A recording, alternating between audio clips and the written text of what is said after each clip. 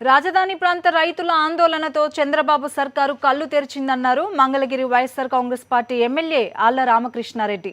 అంగీకార పత్రాలు ఇవ్వని రైతులు తమ భూముల్లో పంట సాగుకు అనుమతి ఇచ్చిన సిఆర్డీఏ కమిషనర్ అంగీకార పత్రాలు ఇచ్చిన వారికి కూడా పంటలు వేసుకునే అవకాశం కల్పించాలని అన్నారు.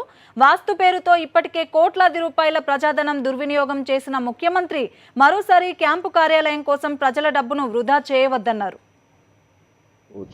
అందుకే నేను అన్నది కనీసం ఇప్పటికైనా సరే కళ్ళు తెరిచింది ప్రభుత్వం.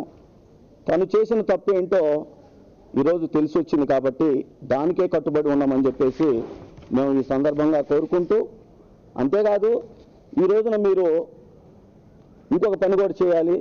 ఏ రైతు అయితే స్వచ్ఛందంగా తాను భూమిని ఇచ్చాడో ఆ రైతుకి కూడా పునరాలోచించుకొని పంట వేసుకునే అవకాశాన్ని మాత్రం మీరు కల్పించాలి.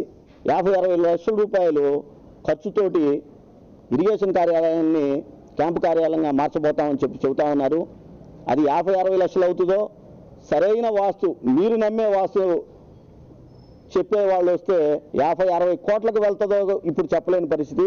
కాబట్టి దయచేసి ఉన్నటువంటి ఆచార్య నాగార్జున యూనివర్సిటీలో కానివ్వండి, విజయవాడ కానివ్వండి, గుంటూరు కానివ్వండి, ఆ యొక్క ప్రభుత్వ భవనాల్లోనే మీరు పరిపాలన సాగిస్తే బాగుంటుందని మేము కోరుతా ఉన్నాం.